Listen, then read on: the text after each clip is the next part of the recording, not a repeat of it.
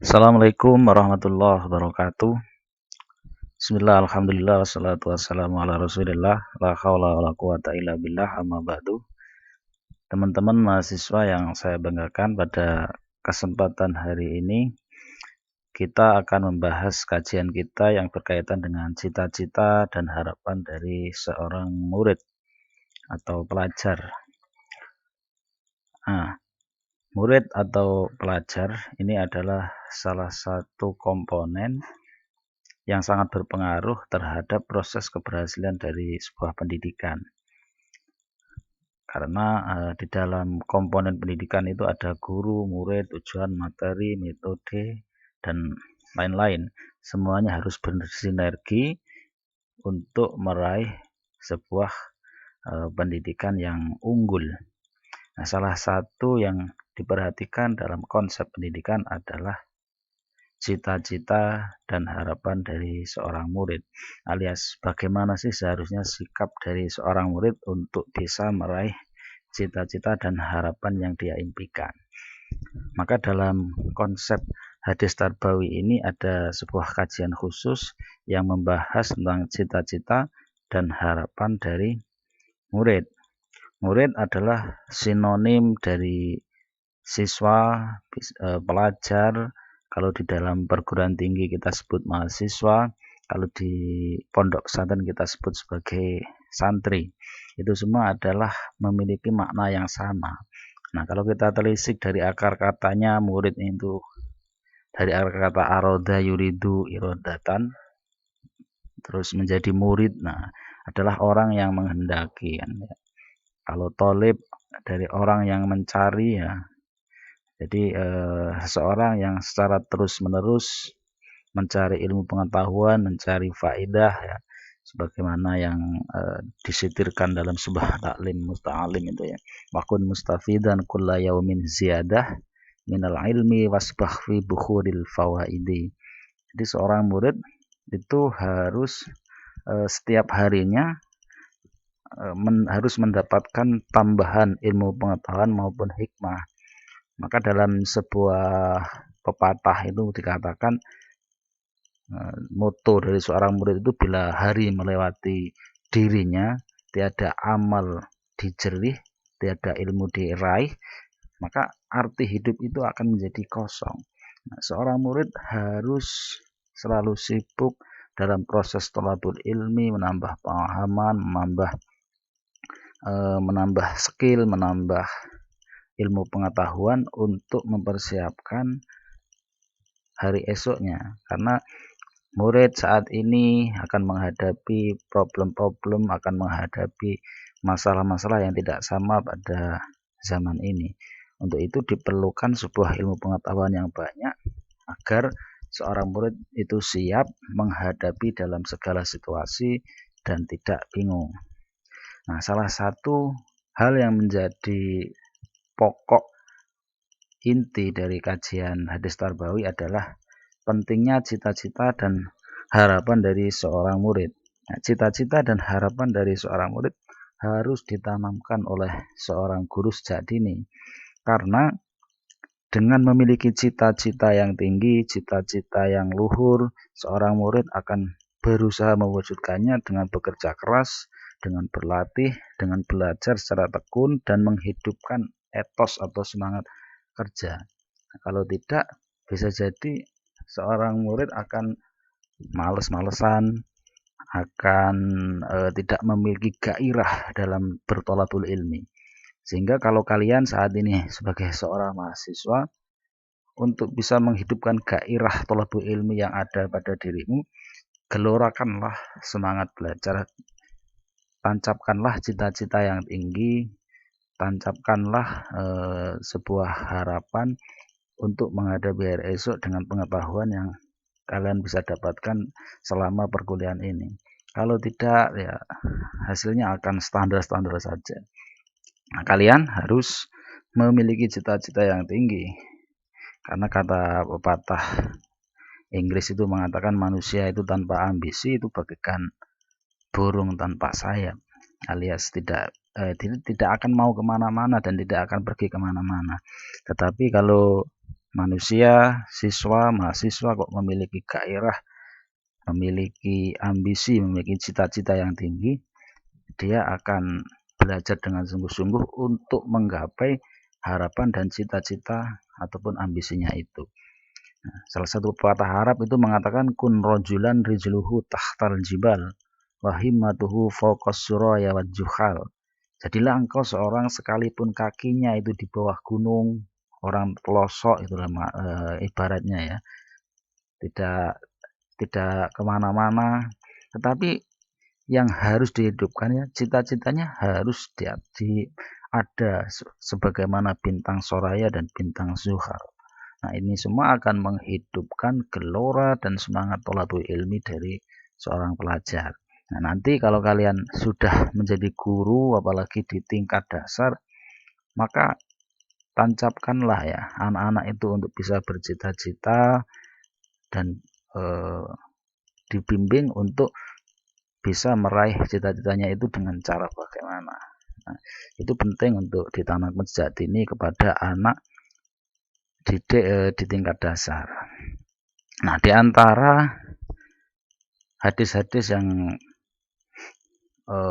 berbicara mengenai semangat dan cita-cita dan harapan dari seorang pelajar adalah ada salah satu hadis yang diriwayatkan dari Abdullah bin Mas'ud radhiyallahu anhu ya. An Abdullah bin Mas'ud qala Nabi sallallahu alaihi wasallam la hasada illa fisnaini rajulun atallahu malan fasullita ala halakatihi fil haq wa rajulun atallahu al-hikmah fahuwa yakti biha wa yu'allimuha. Nah, ini adalah sebuah hadis yang berbicara tentang cita-cita dan harapan dari seorang pelajar. Hadis diriwayatkan dari Abdullah bin Mas'ud yang berkata bahwasanya Rasulullah SAW bersabda, tidak ada iri atau bukanlah sebuah iri, tidak ada iri atau hasud yang diperbolehkan kecuali pada dua orang. Yang pertama adalah seseorang yang diberi kekayaan harta oleh Allah lalu dikuasakan atas hartanya itu di jalan kebenaran. Dan yang kedua adalah seorang yang diberi hikmah atau ilmu pengetahuan oleh Allah Subhanahu wa taala dan ia mengamalkan dan mengajarkan ilmunya itu kepada orang lain. Hadis ini diriwayatkan oleh muttafaqun alaih atau oleh Bukhari dan Muslim ya. Artinya kualitasnya sangat bagus. Nah, dari hadis ini bisa kita simpulkan bahwasanya kita itu harus bercita-cita yang tinggi. Salah satunya hadis ini menceritakan ada dua hal yang diperbolehkan kita dalam bahasa agama disebut dengan ghibthah ataupun iri, tetapi yang diperbolehkan bukan hasud ya, tetapi hasud makna asli hasud itu kan tamanni zawalin nikmah min ghairi. Jadi mengharapkan lenyapnya nikmat dari orang lain. Tetapi kalau ghibthah atau iri tapi diperbolehkan itu tamannil mar'i ayyakuna lahu mislu hadhi nikmah ma'a baqaiha li sahibiha. Jadi seseorang itu menginginkan nikmat yang ada seperti yang dimiliki oleh saudaranya yang lain, tapi tidak mengharapkan hilangnya nikmat itu bagi pemiliknya. Jadi kalian melihat seorang yang kaya raya, ya, sukses dalam harta, kemudian kamu iri, tapi tidak mengharapkan nikmat itu hilang darinya. Dan harta yang dimiliki oleh orang lain itu ditasarufkan olehnya itu di jalan-jalan yang baik, di jalan-jalan yang diridhai oleh Allah, untuk menyumbang pembangunan masjid, untuk menyumbang keberlangsungan madrasah, untuk menyantuni anak yatim, untuk memberikan beasiswa-beasiswa bagi para pelajar yang tidak mampu. Nah, itu semua adalah pentasarupan sebuah harta yang diridhai oleh Allah, dan kamu boleh merasa iri dengan mereka dan berusaha berjuang untuk bisa melakukan hal yang sama terhadap orang yang kalian kagumi itu. Nah, seorang pelajar harus punya cita-cita kayak gitu. Kalau tidak ya dia akan bisa bermalas-malasan bekerja, alias tidak semangat dalam menjalani sebuah kehidupan. Hidupnya tidak ada target, sering menunda pekerjaan dan seterusnya yang akhirnya mengakibatkan kemudaratan bagi dirinya. Nah, itu adalah hasud pertama yang diperbolehkan oleh Islam ya. Yang kedua adalah hasud yang diperbolehkan adalah rajulun atallahul hikmah wa huwa yakti biha wa yu'allimuha. Ada seorang yang alim ya, kemudian orang ini mengamalkan ilmunya serta mengajarkannya kepada orang lain. Kalian mengagumi guru-guru kamu, kalian mengagumi teman kamu kok iso pinter gitu ya. Dan dia itu orangnya akhlaknya baik, sering membantu orang lain, tapi tidak membantu menyontoh loh ya. Nah, maksudnya di sini adalah kamu mengagumi orang yang dari sisi keilmuannya itu luar biasa bagus, akademiknya bagus, ya, pengetahuannya banyak, kemudian dia berakhlakul karimah, kemudian dia juga mengamalkan ilmu yang telah dia perolehnya, serta mengajarkannya kepada orang lain. Itu kalian harus iri dan harus berlomba-lomba untuk menjadi orang yang seperti itu. Nah, itu adalah sebuah ghibthah atau iri yang diperbolehkan oleh Islam.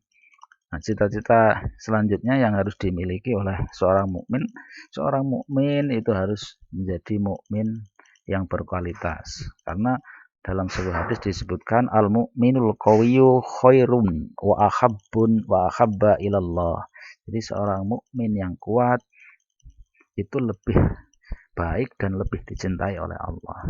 Jangan sampai seorang mukmin, seorang muslim itu malah menjadi dalam bahasa yang lain itu menjadi beban bagi orang lain. Nah, mukmin yang menjadi beban bagi saudaranya itu tidak disukai oleh Allah. Makanya dalam sebuah hadis itu juga disebutkan al yadul ulya khairum min yadis sufla. Tangan di atas itu lebih baik daripada tangan di bawah. Artinya memberi itu lebih baik daripada hanya sekedar menerima secara terus-menerus. Untuk itu jenengan harus punya cita-cita, punya ghirah untuk menjadi mukmin yang profesional, mukmin yang berkualitas.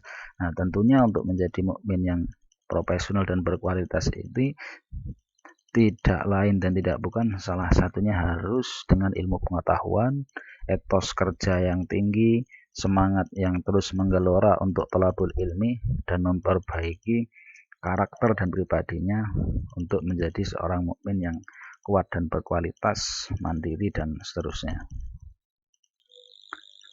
Tentang mukmin yang kuat ini ada sebuah hadis dari Abu Hurairah ya, disebutkan bahwasanya qala Rasulullah sallallahu alaihi wasallam al-mu'minul qawi khairun wa ahabbu ila Allah minal mu'minid dha'if wa fi kulli khairun ikhris ala ma yanfa'uka wasta'in billah wa la ta'jas wa in asabaka syai'un fala taqul law anni fa'altu kana kada wa kada walakin kun qadarullaha wa ma sya'a fa'ala fa inna law taftahu amalus syaitan.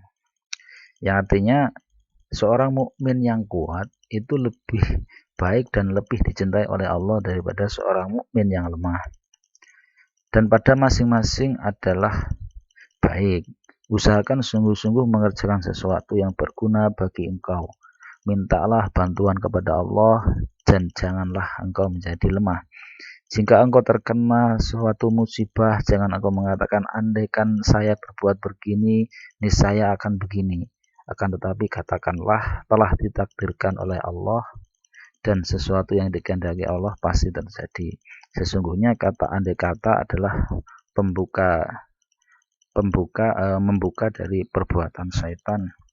Maksudnya membuka perbuatan syaitan ini adalah menjadikan syaitan masuk untuk mengelabui manusia dan mempertanyakan takdir dan ketentuan dari Allah Subhanahu wa taala.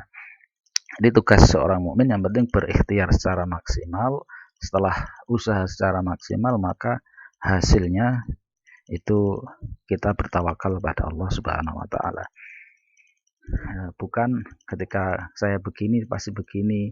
Nanti kamu bisa jadi mengharapkan anaknya presiden, mengharapkan anaknya gubernur dan seterusnya.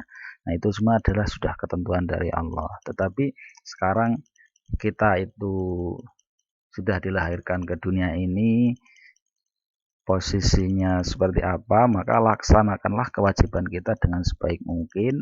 Nah, itulah yang kita sebut dengan ikhtiar.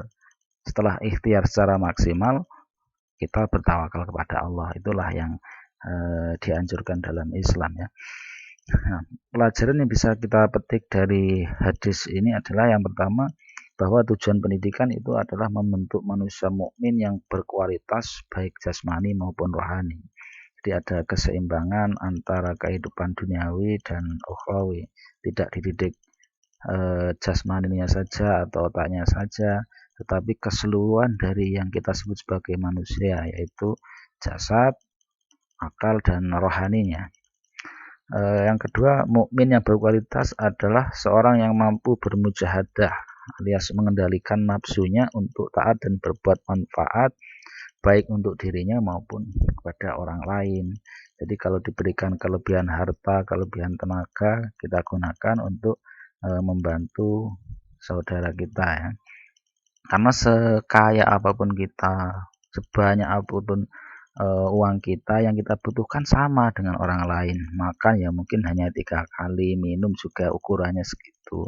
Kita tidak kalau kaya makannya jadi lebih banyak, tidak seperti itu ya. Kebutuhan yang kita butuhkan tetap sama sebagaimana orang lain ya. Maka kelebihan itu ya kita tasarufkan pada sesuatu yang diridhai oleh Allah. Nah, mukmin yang berkualitas, poin yang bisa kita petik dari hadis selanjutnya adalah mukmin yang berkualitas imannya menggabungkan usaha lahir dan batin, berusaha keras dan memohon pertolongan kepada Allah Subhanahu wa taala. Poin selanjutnya adalah mukmin berkualitas ketika tertimpa suatu musibah, dia berusaha antara mengobati dan berserah diri kepada Tuhan tanpa penyesalan. Itu adalah poin-poin yang bisa kita petik dari hadis yang sudah kita bacakan tadi. Selanjutnya ini untuk motivasi dan ghirah para pencari ilmu dan berusaha untuk menjadi orang yang alim ya. Yang pertama adalah keutamaan pencari ilmu dan orang yang alim. Yang pertama adalah dimudahkan jalan ke surga, sebagaimana ada sebuah hadis ya, man salaka thariqan yabtaghi fi ilman sahalallahu thariqan ilal jannah. Jadi kalian jangan pernah khawatir, bismillah walaupun rumahnya jauh misalkan ya, itu bismillah, niatnya ditata untuk thalabul ilmi, mencari ridha Allah ya, insyaallah dimudahkan. Termasuk misalkan kalau kita mengalami kebuntuan rezeki ya, kita ikhtiar, kita usaha, kita berdoa sambil minta kepada Allah untuk dimudahkan rezekinya dan seterusnya. Yang kedua itu dihormati oleh para malaikat. Dalam sebuah hadis juga dikatakan wa innal malaikata la tad'u ajnihataha ridon litalibil ilm. Sesungguhnya itu para malaikat meletakkan sayap-sayapnya karena ridho terhadap penuntut ilmu.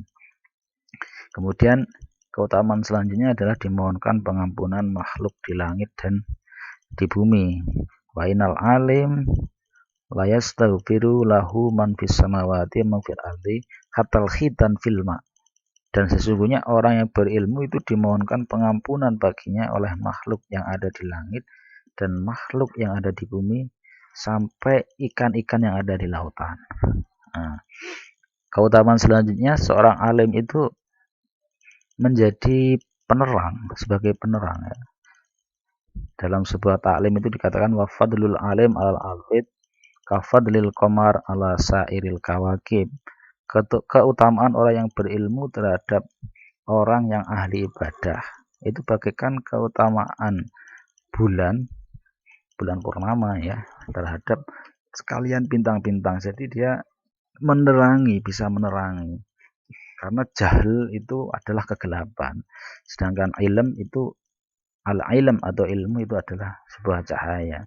Manusia yang tidak tahu apa-apa mudah disesatkan oleh lain, mudah dibohongi oleh lain. Tetapi dengan ilmu pengetahuan manusia itu jalannya menjadi terang, dan ciri dari orang yang berilmu itu dia pasti tidak bingungan ya, termasuk mempunyai sikap yang tenang. Selanjutnya seorang alim itu juga sebagai pewaris Nabi. Innal ulama warasatul anbiya. Fa innal ulama lam yurisu dinaron wala dirhaman. Ya. Ulama atau orang ahli, orang yang berilmu itu adalah digelari sebagai pewaris Nabi, karena Nabi tidak mewariskan dinar dan dirham, tetapi mewariskan ilmu pengetahuan untuk para umatnya. Karena salah satu fungsi dari ilmu pengetahuan itu sebagai cahaya, dan cahaya itu bisa menerangi, bisa mengetahui baik dan buruk, bisa mengetahui halal haram dan seterusnya. Dan yang terakhir, ilmu adalah bagian yang paling sempurna.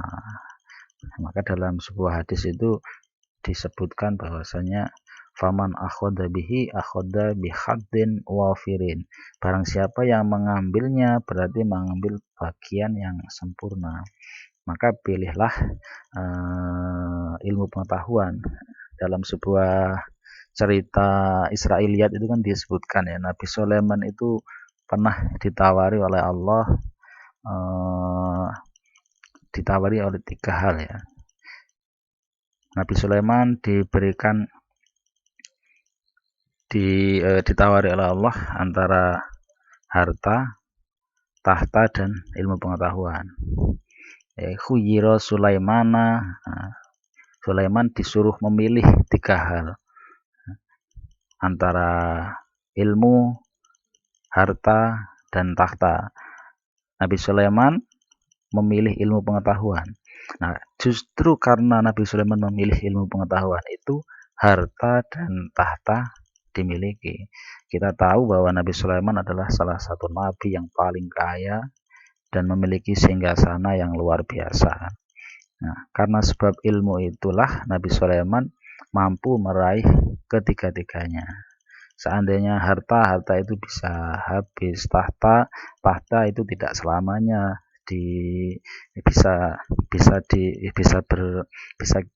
bisa diamanahkan untuk seseorang.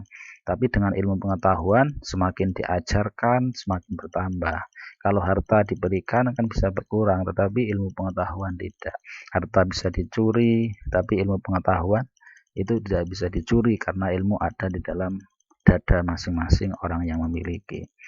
Nah, dengan ini semua saya mengharapkan teman-teman semua, teman-teman mahasiswa yang tidak memiliki cita-cita, ya belum terlambat. Milikilah cita-cita dan gelorakan cita-cita itu untuk kamu raih dengan berdisiplin diri, memiliki etos kerja yang tinggi dan seterusnya. Dan jangan lupa minta doa kepada orang tua, serta selalu memohon pertolongan kepada Allah Subhanahu wa taala.